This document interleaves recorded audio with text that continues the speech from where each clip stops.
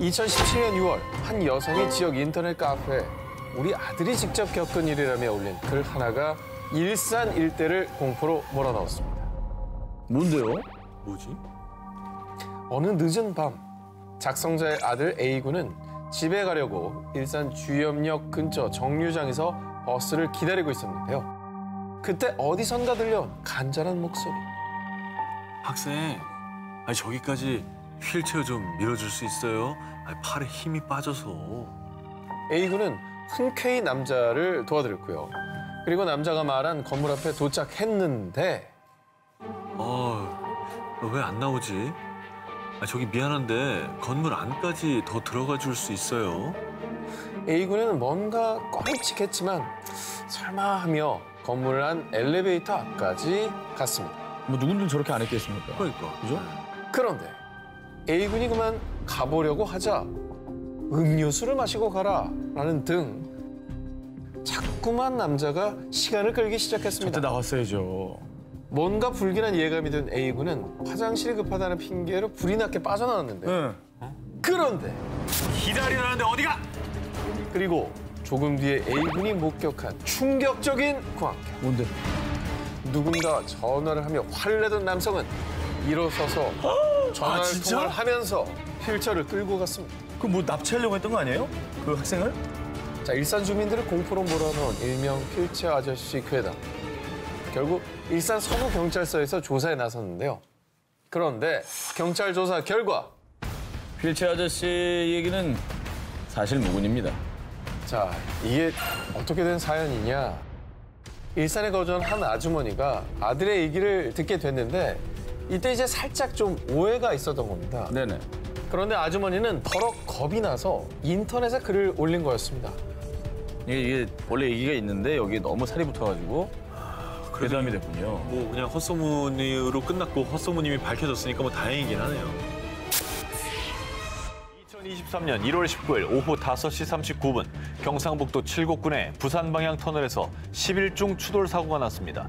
지역 주민들은 계속되는 사고에 불안에 떨며 조속한 대처를 요구하고 있습니다. 사고가 한두 번이 아니었군요. 계속 지금 발생하고 있어요. 경상북도 칠곡군 중앙고속도로에 위치한 터널. 이 터널 안에 1차로에서 발생한 대형 사고로 일대는 혼돈에 빠졌고요. 이 소식을 들은 인근 주민들은 또 그 터널에서 사고가 났다고? 불안과 두려움에 떨었는데요. 그 이유. 2016년 2월 8일 차 8대가 연루된 추돌 사고 2건이 잇따라 발생. 다음 날인 2월 9일 5중 추돌 사고 또 발생. 2016년 8월 1일 10중 연쇄 추돌 사고 발생. 이렇게 이 터널에만 진입하면 갑작스레 발생하는 기이한 현상 때문에 사고가 끊이지 않는 마의 터널이었던 겁니다. 저건 뭐 조치를 취해야지. 폐쇄해야지 저거는. 중앙고속도로에 있는 터널이라 폐쇄하는 게 쉽지 않습니다, 사실. 아니 근데 기이한 현상이 이게 뭐예요 도대체? 자, 이 운전자들에 의하면요. 터널 진입 전만 해도 시속 100km로 달리던 차량이 터널에 진입만 하면 시속 40km로 급감속. 에이? 하지만 터널만 빠져나오면 언제 그랬냐는 듯이 의문의 정체 현상이 거짓말처럼 사라진다고 합니다. 이거 왜 그래? 아니, 누가 이렇게 땡기나 차를? 그런 느낌이 드는 거죠. 못 가게 막 이렇게 막나 보다. 아니요. 왜 이렇게 악셀이 안 밟지? 안 밟히지? 도로에 문제 있는 거 아닙니까? 이런 여러 가지 추측들을 하고 있습니다만 일각에서는 사고 원인으로 터널 내 경사도를 꼽았습니다. 오르막의 경사도가 2.18도로 대형 화물차 등의 속도가 떨어지면서 뒤따르던 다른 차량들의 속도도 떨어져서 정체 현상이 발생. 반면에 경사도가 낮아지는 구간에서는 속도가 급격히 빨라져서 차량 제어가 힘들어서 교통사고가 발생한다는 겁니다. 그런데 이에 대한 교통안전공단의 입장. 비슷한 경사도를 가진 다른 터널에서는 이 터널 같은 급격한 속도 저감 현상이 발생하지 않습니다. 경사도가 원인이라면은 다른 비슷한 경사도 가진 터널에서도 이런 사고가 나야 될 거 아닙니까? 그렇구나. 그건 좀 이유가 안 되죠. 왜 그 터널만 사고가 계속 나는 거예요? 그렇지, 다른 이유가 있는 거지. 사실 터널이 우리가 잘 몰라서 그렇지 대부분의 터널은 다 경사가 져 있습니다. 구멍을 똑같이 뚫는 게 그렇게 쉽지 않아요. 아, 같은 그러겠네. 높이를 오히려 뚫는 그게 게. 더 어려울 것 같아요. 네, 그래서 항상 경사가 져 있고 그런데 이 터널에서만 유독 의문의 교통사고가 자주 발생하자 도로공사는 2018년 3월 터널 내 나트륨 등을 LED 등으로 모두 교체. 또한 같은 해 8월에는 터널 내 차량 평균 속도를 알리는 정체 알림이 전광판까지 설치하며 미리 감속 운행을 할 것을 경고했습니다. 하지만 2019년 2월 12일 구중 추돌 사고, 2022년 8월 15일 13중 추돌 사고. 아이고. 여전히 교통사고가 자주 발생하고 있는데요. 이게 대체 이렇게 큰 교통사고 나는 원인이 뭐예요? 사실 이 터널이 위치한 지역은 한국 전쟁 당시 가장 치열했던 전투로 꼽히는 전투가 벌어진 곳. 심지어 현재 터널 위쪽에는 공동묘지가 있습니다. 그래서인지 이 터널은 교통사고뿐 아니라 이 터널만 진입하면 반자율 상태에서 핸들이 풀려요. 어머. 저뿐만 아니라 다른 차주도 같은 말을 했습니다. 저기 유명하죠. 밤늦게 차 안 다닐 때 혼자 지나가면 뭔가 오싹한 느낌이 들어요. 이런 이상 현상에 대한 다양한 경험담이 속출하고 있습니다. 세상. 그냥 과학으로 설명 안 되는 일이 이렇게 많아요, 진짜. 그러니까 공동묘지도 있지 전쟁이 치열하게 벌어진 곳이라고 하니까 사고와 별개로 굉장히 좀 무서운 곳이구나. 좀 가슴 아픈 곳이구나 이런 생각이 좀 드네요. 혹시라도 이곳의 터널을 지나게 된다면 반드시 터널에서 나오는 그 순간까지 조심 또 조심 안전운전하시기 바랍니다. 2012년 6월 초록창 지식인에 올라온 글 하나. 여자친구 생주의라서 이사일을 준비 중인데요. 라조육 이사일을 해볼까 합니다. 뭐야 이게? 뭔 소리야? 생주의를 한다고?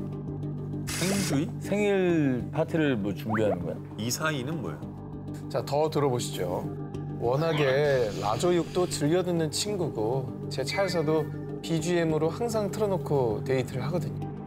라조육이 음악이에요? 라조육을 즐겨 들어? 라조육, 이사이, 생주의 등 다소 난해하고 낯선 단어를 사용한 글. 그런데 이 글에 답변들이 달렸는데요.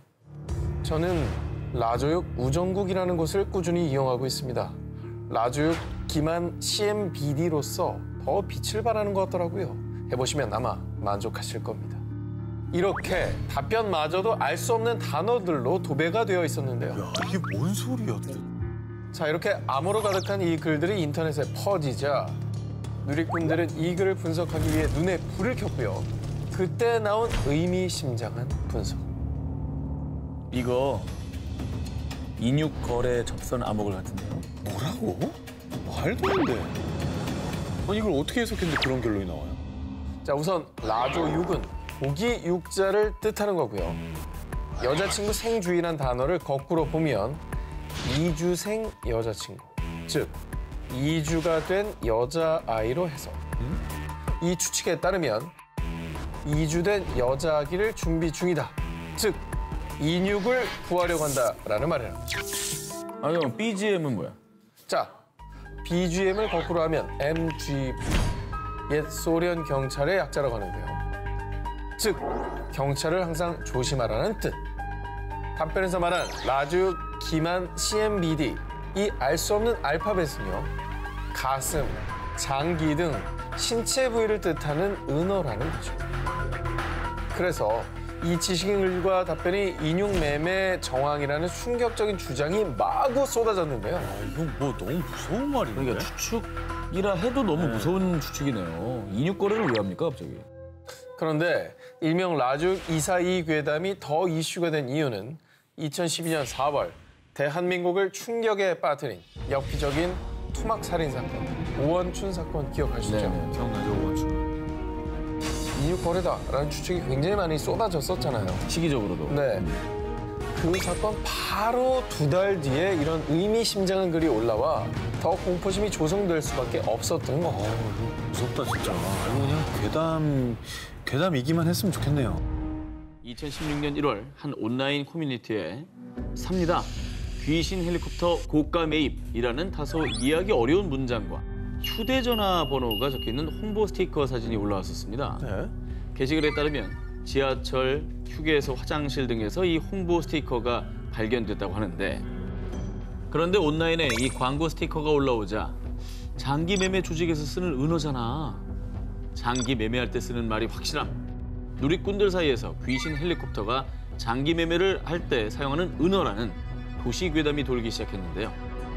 귀신 헬리콥터 중 귀신의 뜻은 귀하의 신장이고요. 어머. 무섭죠? 심장, 간, 각막, 췌장, 힘줄, 망막. 이 장기별 영문의 첫 알파벳을 이으면 헬리콥터가 된다는 겁니다. 그러긴 하네. 오, 진짜. 그런데 말입니다. 왜곡되고 과장된 거라 생각했던 귀신 헬리콥터 괴담이 말이죠. 실제로 일어나고 말았습니다. 2016년 3월 국내 한 언론 매체에서는요.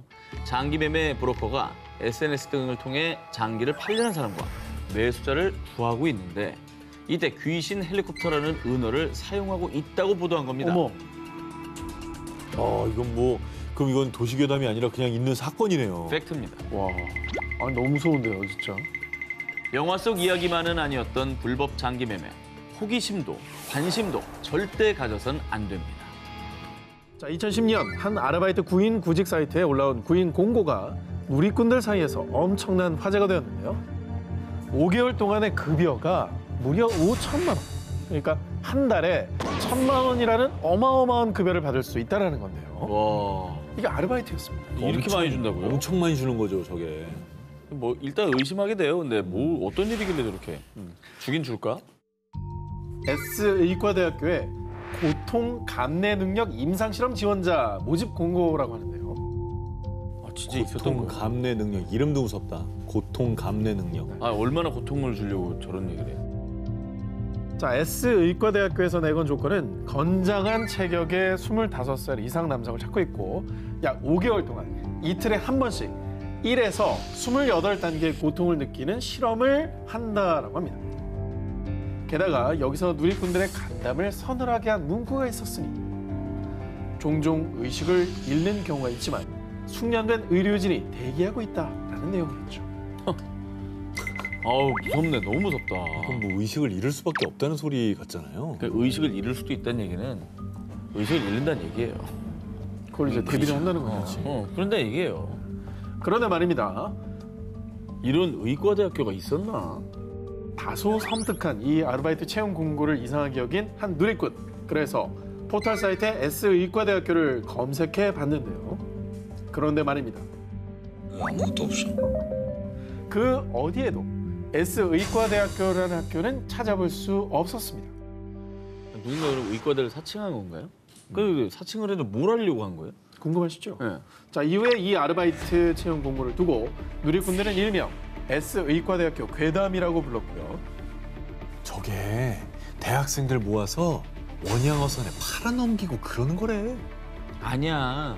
저 실험하러 가면 마루타처럼 실험당하다가 장기 적출당한대. 그래서 이 괴담의 의문을 품은 모 방송 프로그램에서 S의과대학교 존재 여부를 문의했는데요. 그러나 S의과대학교라는 학교는 어디에도 존재하지 않는다라는 답변을 받았다고 합니다. 와, 이거 진짜 무서운 거야.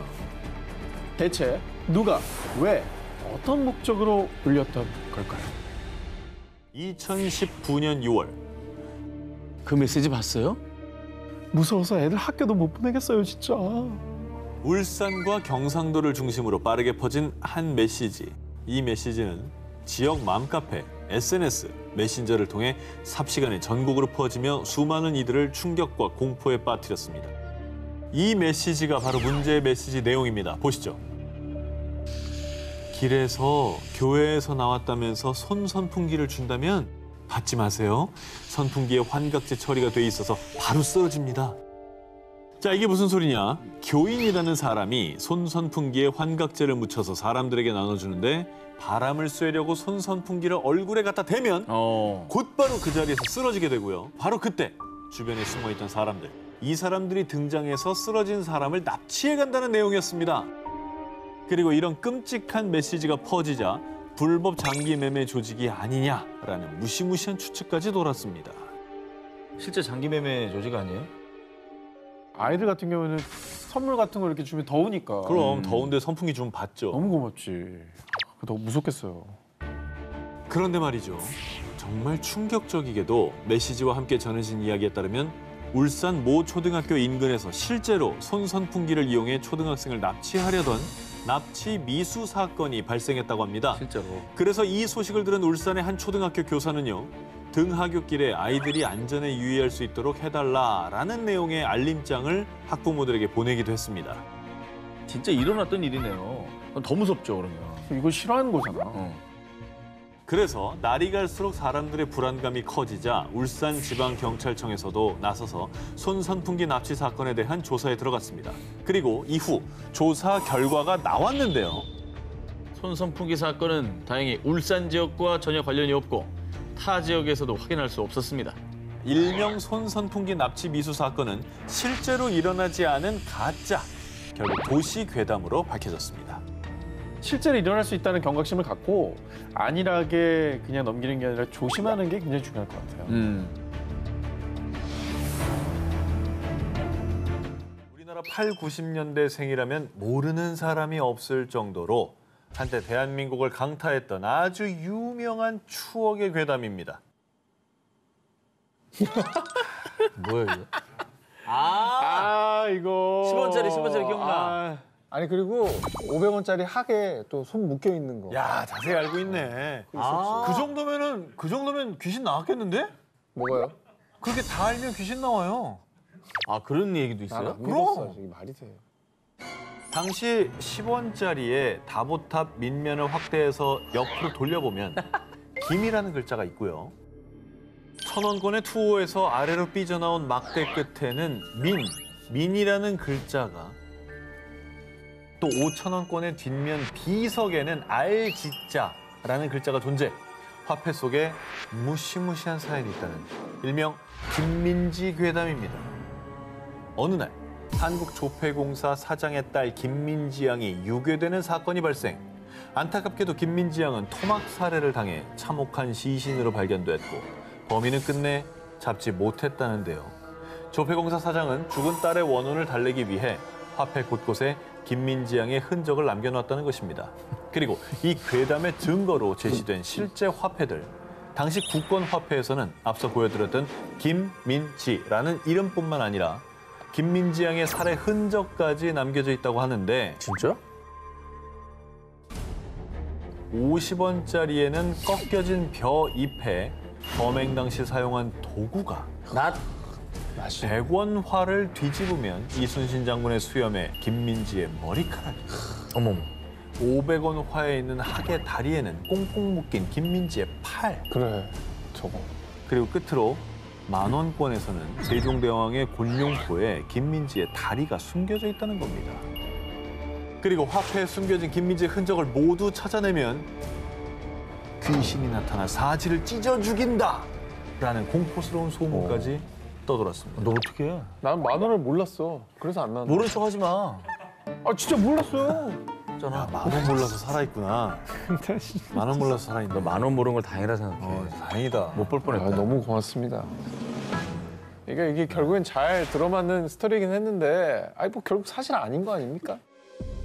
괴담이 걷잡을 수 없이 커지자 한국조폐공사가 해명에 나섰습니다. 조폐공사의 사장의 딸이 유괴, 살해된 사건은 없었습니다. 한때 전국의 어린이들을 공포에 몰아넣은 김민지 괴담의 진실이었습니다. 야, 진짜 오래간만에 들었습니다. 이거. 진짜 추억이다. 야, 추억이다. 2013년 9월 낚시꾼들의 성지로 알려진 경기도의 한 저수지. 밤낚시를 즐기던 A씨가 대어를 잡고 기뻐하던 그때 어? 잠깐, 저게 뭐지?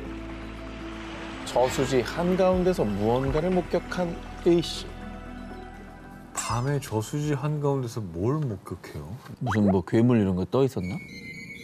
저수지 한가운데 우뚝 서 있는 의문의 흰색 물체.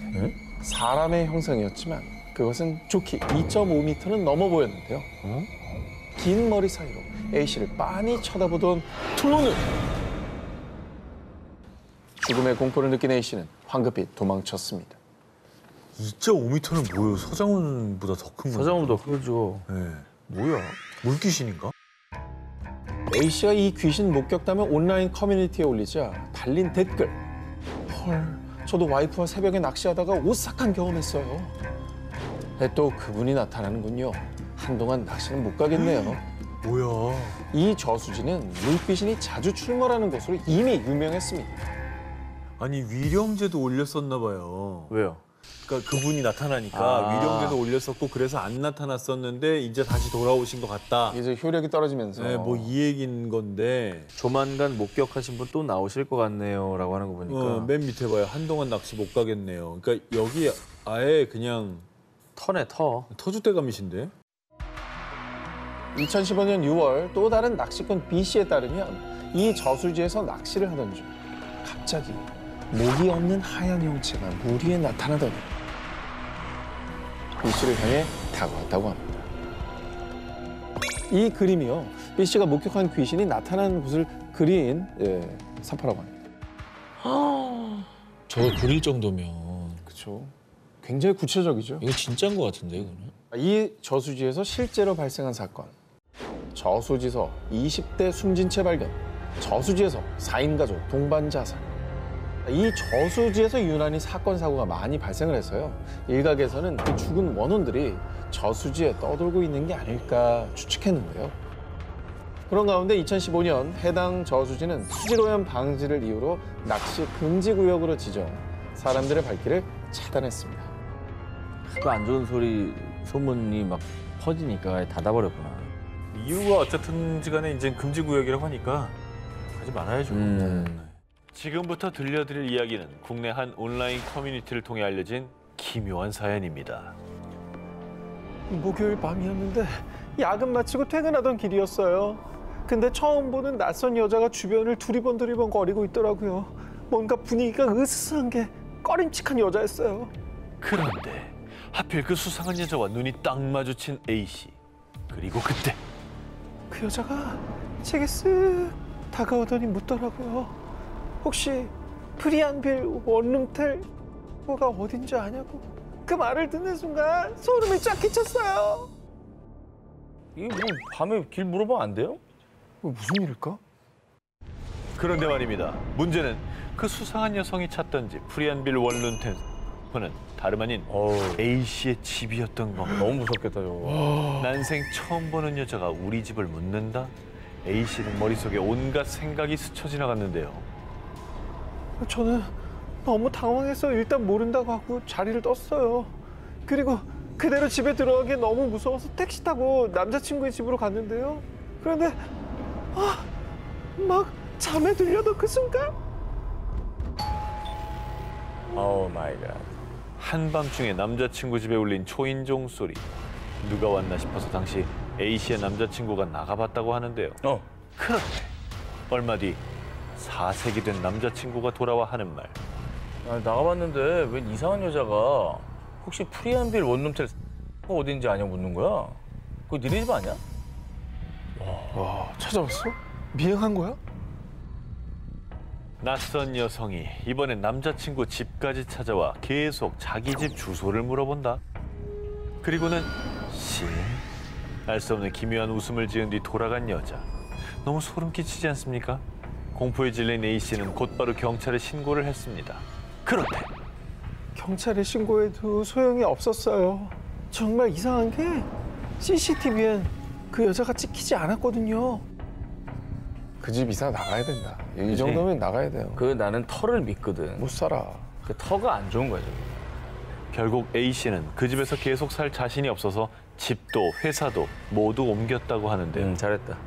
그날 그 집을 묻던 그 여자는 도대체 누구였던 걸까요? 아니, 사람이긴 했을까요? 명실상부한 대한민국의 명문대 서울대학교. 그런데 말입니다. 다른 대학교들은 대부분 다 있는 이것이 서울대에는 없다는데요. 바로 예비 합격자 번호. 합격자가 등록을 포기했을 때를 대비해서 불합격자에게 차례로 주어지는 예비 번호. 하지만 서울대에서는 알려주지 않는다고 합니다. 왜? 그런데 그 이유를 두고 아주 오래전부터 떠돌던 한 괴담. 풍문에 의하면요. 2000년대 초까지만 해도 아싸! 나 예비 1번이다. 제발 되게 해주세요. 이렇게 서울대에도 예비번호가 있었답니다. 그런데 이 예비번호 때문에 큰 비극이 있었다는데요. 당시 서울대 의대 입시에서 예비번호 1번을 받은 학생이 자신의 합격을 위해 끔찍한 계획을 세웠으니 바로 살인 청부. 에이. 그런데 다행히도 청부 살인은 미수에 그쳤지만 이 사건이 알려져 이후 서울대에선 수험생들에게 예비 번호를 알려주지 않게 됐다는데요. 게다가 한 커뮤니티에 서울대 입학처에 확인해보니 사실이라는데요? 라는 인증글까지 올라와 논란에 덩굴을 붙였죠. 뭐 말씀하신 그런 그 괴담이 뭐 좀 신빙성이 있잖아요. 왜냐면 워낙에 입시 위주의 시스템이고 서울대 만능주의고 그런 게 좀 만연했었으니까요, 당시에는. 뭐 오죽하면 예서가 김주영 선생님을 고용해서 맞아요. 코디네이터를 받겠습니까? 맞아요. 서울대에 가려고 한 거 아닙니까? 그래서 어떤 얘기가 돌았냐면 드라마가 서울대 청부 살인 사건을 모티브로 한 거 아니냐 뭐 이런 글도 있었고요. 그 사건이 다시 화두에 오르면서 실시간 검색어에 서울대 의대 청부 살인이 오르기도 했었습니다. 실검에 하지만 이 괴담에 대해 서울대 관계자는요. 대응할 가치가 없습니다 라고 답했고요. 무엇보다 이 괴담에 산통을 깨는 진실이 있었으니 서울대는요. 예비번호가 원래부터 없었습니다. 아 있다가 없어진 게 아니고 한 번도 있었던 적이 없대요. 아니 근데 왜 유독 다른 대학교는 알려준 데도 있는 걸로 알고 있거든요. 왜 그 학교는 안 알려주는 거예요? 모 신문 매체를 통해서 한 서울대 관계자가 답을 해줬는데 예비번호는 미등록자가 발생할 경우에만 사용하는 거지 사전에 공표할 수 있는 대상이 아니다라는 말을 했다고 합니다. 학생들을 둘러싼 입시, 성적 괴담, 이 모든 게 어쩌면 수험생들의 극심한 스트레스 때문에 만들어지는 괴담은 아닐까요? 저게 정답입니다. 왕실 역사는 왕자를 차지하기 위한 암투의 역사로요. 특히 원비가 아닌 후궁의 아들이 왕위에 오를 때 더욱 격렬한 궁중 암투가 벌어졌습니다. 조선 제21대 왕인 영조는 원비 정성왕과 원자를 낳지 못했고 후궁 정빈 이씨와의 사이에서 어렵게 첫째 아들인 효장세자를 얻었는데요. 그런데 효장세자는 1728년 세자 책봉 3년 만인 10살 때 원인을 알 수 없는 병으로 갑자기 요절하고 말았습니다. 이거 왕 뭐 이런 거 떠나서 아버지로서 얼마나 비통할까. 그렇죠. 영조는 참 자식 때문에 마음고생을 많이 하신 그런 아저씨죠. 7년 만에 또 후궁과 난 아들이 또 비운의 사도세자 아니겠습니까? 사실 뭐 사도세자 운명 우리가 다 알고 있는 것처럼 굉장히 비극이었잖아요. 그런데 말입니다. 효장세자가 세상을 떠나고 2년이 지난 1730년 3월 권례를 산책하던 영조의 눈에 띈 무언가. 아니, 대체 이건 무엇이란 말이냐? 지금 당장 조사하라! 그것은 바로 왕족들이 죽길 바라며 흉한 물건을 묻어 저주하는 매흉의 흔적이었던 겁니다. 오, 그러면 궁궐 내에 누군가 저주를 해가지고 네, 이 세자가 죽었다는 얘기예요? 그럴 수 있죠. 이건 굉장히 큰 사건이었겠네요. 자, 영조가 얼마나 화가 났겠습니까? 영조는 바로 의금부에 조사를 명했고요. 그 결과 정말 충격적인 사실이 밝혀졌습니다. 2년 전 소론과 일부 남인은 영조가 선왕인 경종을 독살했다고 의심. 이른바 이인좌의 난을 일으켰는데요. 그런데 반란을 일으킨 이들은 왕실을 저주하기 위해서 궁녀들을 사주해 권례 곳곳에 사람의 뼈, 인고를 묻어놓은 겁니다. 자, 그런데 말입니다. 생전 효장세자의 최측근으로 소론의 지시를 받은 한 궁녀의 충격자변. 실은 뼛가루를 음식물에 섞어 세자 저하에게 올렸사옵니다. 무덤 속 시신, 길가에서 개가 뜯어먹다만 시신, 혹은 불에 탄 시신에서 채취한 뼈가루를 음식에 섞어 생전 효장세자에게 먹였던 겁니다. 이것도 저주라고 한 거구나. 야, 이건 거의 반역 아닌가? 와, 반역이지. 독살을 기도한 거나 마찬가지죠. 그렇죠. 아니, 이거 자체가 독살이죠. 아, 그리고 실제로 세상을 떠나셨잖아요, 효장세자가. 네네. 이거 이 때문이 아닌가 싶기도 하네요. 어떻게 사람한테 저런 걸 먹이냐. 효장세자의 사인이 밝혀지자 영조의 분노는 극에 달했고요. 저주를 사주하고 행한 이들을 모조리 처형. 한동안 조용하던 조정에는 피바람이 불었습니다. 실제로 조선왕실에서 이렇게 저주가 행해졌고 그로 인해서 사람이 죽었는데 그게 다름 아니라 세자야. 그렇지. 이게 너무 충격적이네. 야, 궁중 암투가 이게 정말 진짜로 무시무시했네요. 2016년 관객 수 680만 명을 기록하며 극장가의 흥행 돌풍을 일으킨 영화 곡성. 와타시와 아크마다. 자, 그런데 말입니다. 곡성 개봉 후에 영화 스태프가 밝힌 곡성보다 더 무서운 충격적인 얘기가 있었습니다. 때는 곡성 촬영이 한창이던 어느 날 배우와 스태프들은 경기도 양수리에 위치한 세트장에 모였습니다.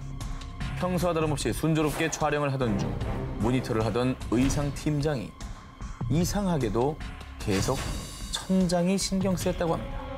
천장? 뭐라? 왜 저기만 저렇게 자꾸 흔들거리지? 천장에 달아놓은 수십 개의 조명들 중 다른 조명은 멀쩡한데 유독 하나만 자꾸 흔들린 겁니다. 신경 쓰였지만 그냥 무시하고 촬영을 다시 이어갔는데요.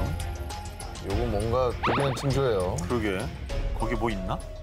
이번엔 극 중에 효진 역의 아역 배우 김환희 양이 한밤중에 경기를 일으키는 장면을 찍고 있던 바로 그때 뭐야? 저거 왜 또 흔들려?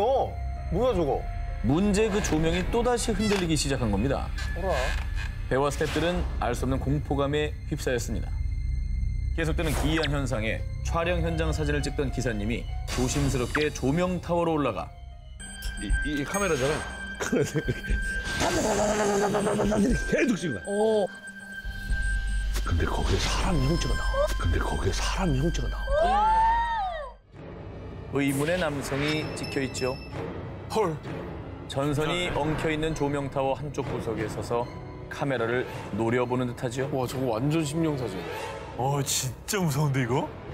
그냥 도망가고 싶었을 것 같아. 자, 다들 아시겠지만 촬영을 하던 경기도 양수리 세트장은 영화 관계자들 사이에서 귀신이 출몰하기로 유명한 곳입니다. 그럼. 배우 김남길 씨도 영화 모던보이 촬영 당시 뭔가 이상한 형체를 본 뒤 온몸에 닭살이 확 돋았다는 경험담을 얘기한 바 있습니다. 배우 송지효 씨 역시 여고괴담 촬영차 양수리 세트장 인근 숙소에서 머물던 중 밤새 벽 두드리는 의문의 소리 때문에 공포에 떨었다고 합니다. 그리고 배우 최지우 씨, 도깨비 공유 씨마저 양수리 세트장 괴담 때문에 세트장 근처 숙소에는 머물지 않았다고 합니다. 네, 연예인들 사이에서 워낙 유명한 얘기고 네. 거기서 이제 목숨을 끊은 이들이 많다는 등의 괴담이 많이들 들려요. 소문이 많은 곳이죠. 네. 흔들리던 조명, 천장에서 찍힌 의문의 남자. 이 모든 건 정말 양수리 세트장을 떠도는 귀신의 장난이었던 걸까요?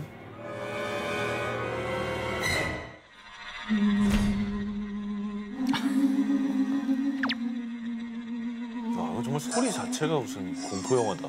전 세계에서 곡을 들은 300여 명 사망, 곡을 만든 작곡가가 자살했다 등등 무시무시한 괴담을 무한 생성해낸 이 노래. 미궁이 바로 그 주인공입니다. 섬뜩한 가야금의 성능, 중간중간 튀어나온 알 수 없는 괴성과 기이한 가사들. 무려 18분이라는 긴 시간 동안 연주가 되는 이 곡은요, 오로지 가야금과 사람 목소리로만 표현을 해내고 있다는 사실. 대한민국 가야금계 살아있는 전설 황병기 선생님이 1975년 선보인 국악 연주곡입니다. 처음 이 곡을 명동 국립극장에서 선보였을 당시 여성 관객이 비명을 지르며 공연장을 뛰쳐나가는 소동이 벌어지기도 했고요. 자, 이 때문에 문화 단속이 심했던 1975년 당시에는 곡 자체가 지나치게 쇼킹하다는 이유로 재공연 금지 처분을 받기도 했지만, 황병기 선생님 말씀에 따르면요, 이 곡의 전체적인 주제는 시대를 살아가는 인간의 희로애락을 표현한 것이라고 합니다.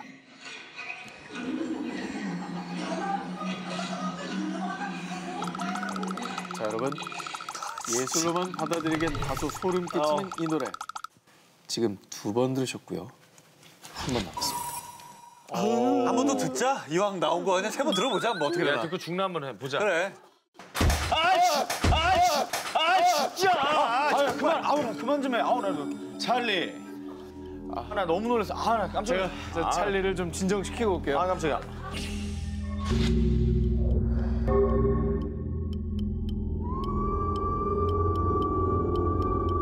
저 뒤를 쳐다보네요. 잘 있나? 또 떨어질 것 같아.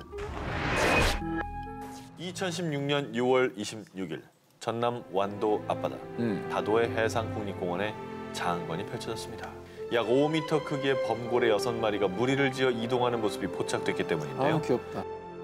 국내에서 쉽게 볼 수 없는 범고래의 등장에 모두가 찬사를 보낸 순간이었죠. 그런데 이 범고래의 등장을 아름다운 장관이 아닌 불길한 징조로 여긴 네티즌이 있었습니다. 이 네티즌은 범고래가 만약 지진의 영향으로 먼 바다에 있다가 다도해 쪽으로 임시 피신한 것이라면 며칠 내로 동북아 바다 어딘가에서 좀 큰 거 터질 듯이라며 지진을 예측했는데요. 또다시 사람들의 관심이 집중된 사건이 있었습니다. 범고래가 발견된 바로 다음 날 6월 27일 경기도 시흥에서 발견된 구름 때문인데요. 한 네티즌은 지진운 같아서 제보한다는 글과 함께 이 사진을 올렸습니다. 사진 속에는 일정한 간격으로 나란히 배치된 구름의 모습이 담겨져 있었죠. 보통 이런 지진운이 발견된 지 일주일이 지나면 지진이 발생한다는 속설이 있는데요. 그런데 말이죠. 이 속설을 증명하듯 두 장의 사진이 올라온 지 약 열흘 후인 2016년 7월 5일 울산에서 진도 5.0 규모의 지진이 발생한 것입니다. 사실 이런 대규모 재해가 일어나기 전에 자연이 주는 사인은 이번이 처음이 아닙니다. 2008년 약 7만 명의 생명을 앗아간 중국 쓰촨성 대지진. 이 쓰촨성 지진이 일어나기 전에도 진원지 인근에서 수만 마리의 두꺼비떼가 출몰하면서 지진이 일어나는 게 아니냐는 추측이 난무했었는데요. 더욱 놀라운 사실은 두꺼비떼뿐만이 아니라 지진 무지개도 목격되며 지진 전조 현상에 무게를 실었습니다. 무지개가 우리가 평소에 보는 모습이 아니에요. 그러네요. 이 지진 무지개는 일반적인 타원형이 아닌 가로나 세로로 일자 모양을 한 무지개인데요. 2010년 칠레 대지진이 발생하기 전에도 여러 사람에게 발견됐던 지진 전조 현상 중 하나라죠. 하지만요, 학계에서는 과학적인 일관성이 부족하다는 이유로 지진 운 등을 지진의 전조 현상으로 인정하지 않고 있습니다. 과학 기술로도 예측하기 어려운 자연재해. 또 최근에 확인된 광안리 해수욕장 개미떼 출몰. 거제에서 잡힌 170cm 초대형 심해갈치, 그리고 알 수 없는 가스 냄새까지. 과연 이 미스터리 현상들도 어쩌면 인간을 위해 자연이 알려주는 사인이 아닐까요? 경기도 광주에 위치한 곤지암 정신병원. 나 여기 얘기 들었어. 국내뿐 아니라 2012년에 미국 CNN이 선정한 세상에서 가장 소름 돋는 장소 7곳 중에 한 군데로 꼽혔을 정도로 간담을 서늘케 하는 곳입니다. 1996년 폐업한 이 정신병원은 입구부터 핏자국처럼 보이는 페인트 자국, 운영 당시 환자들이 사용했던 침대와 이불, 약들까지도 그대로 남아 있습니다. 아우 진짜. 두 번째는 충북 제천에 있는 늘 가든입니다. 아우 또 뭐야? 풍문에 의하면 90년에 제천에서 일어난 연간 교통사고와 인명사고의 20%는 제천의 이 늘범 가든 앞 도로에서 일어났다고 합니다. 마지막으로 경북 영덕에 위치한 한 2층짜리 흉가입니다. 이곳은 심령 사진들로 화제가 된 곳입니다. 제가 정말 어렵게 공소해왔습니다. 뭔데? 저기 원래 이제 친구 둘이 있는데 뒤에 한 명 있는 거죠. 서 있는 듯한 어디? 빨간 저게 사람이라고? 약간 실루엣이 아니 그렇게 안 보여요? 정말? 뭔가 저 위에 얼굴과 밑에 이제 소복 치마 입은 것 같은 그런 모습이잖아요. 그냥 쌀이빗자루 같은데? 예, 물론 뭐 쌀이비를 그렇게 봤을 수도 있지만 하얀 소복 입은 이제 사람이 이렇게 보고 있는 것 같고. 아무리 봐도 사람 같지 않은데? 이렇게 잘 안 보이면 꿈에 나타나지도 않아요. 뭐 보이는 게 없어가지고. 정말 무서운 분이 여기 있네요. 하나도 못 보고 있네요 지금. 2014년 10월 6일 오전 3시 20분경 112 종합 상황실로 한 통의 전화가 걸려옵니다. 망치와 톱을 든 남자가 지나가는 여고생이나 여대생을 위협하고 있어요. 어휴. 신고자는 이 내용이 현재 SNS로도 확산되고 있다고 실제 사건임을 강조했는데요.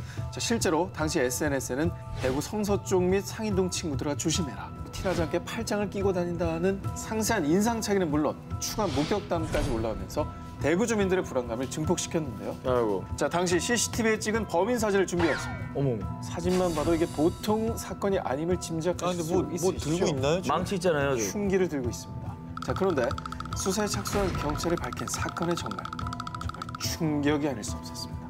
대구 전역을 공포에 떨게 만든 바로 이 범인은 중학생이었고요. 아이고 웬일이니. 자, 대구 경찰청은 이 겁이 많은 중학생으로 인해 벌어진 해프닝이라고 일축을 했습니다. 무슨 소리야? 자, 무슨 얘기냐고요? 늦은 시간 대구를 방문한 친척을 데리러 나가던 중학생은 본인이 가진 두려움을 떨치기 위해서 집에 있던 망치와 톱을 들고 친척을 마중을 나갔습니다. 자, 그런데 이후 일반 시민들이 해당 사진을 사연도 모르고 SNS에 올리며 괴담이 퍼지게 된 건데요. 지금 뭐 주황색 비옷 같은 것도 입었잖아요. 예. 밤에 길거리에서 보면 진짜 무섭긴 할 것 같아. 최근 최저임금의 3배 이상을 보장한다는 서빙 아르바이트가 화두에 올랐습니다. 부인 사이트에 올라와 있는 휴대폰 번호로 전화 면접을 진행했는데 그 질문 내용이 조금 이상했습니다. 메뉴판 글씨가 작아서 그러는데 혹시 안경 끼나요? 가게에서 흡연이 안 되는데 담배는 피나? 어머. 자, 이렇게 아르바이트 경험이 아닌 제 건강에 대한 질문을 하시더라고요. 자, 이 이야기 고액 아르바이트를 빌미로 장기 밀매가 이루어지고 있다는 SNS 괴담. 어머. 자, 그런데 괴담과 비슷한 사건이 국내에서 발생했습니다. 가출 청소년이던 A군 형제와 부모님을 여의고 홀로 지내던 B군은 배달 아르바이트 제안을 받고 K씨 일당을 만나게 됐는데요. 자, 그러나 이들이 제안받은 것은 장기 매매였습니다. 겁에 질린 A군 등이 이를 거절하자 또 다른 제안을 했는데요. 바로 서울까지 마약을 운반해달라는 것이었죠. 웬일이야. 그러나 K씨 일당의 진짜 목적은 물건을 배달해줄 사람이 아닌 가출 청소년들의 장기였습니다. 다행히도 범행 직전 부산 해운대 경찰서 강력 4팀에 의해서 검거되면서 미수에 그칠 수 있었습니다. 다행이다. 다행이죠. 자, 어쩌면 가장 무서운 건 귀신이 아닌 인간의 욕심이 아닐까요?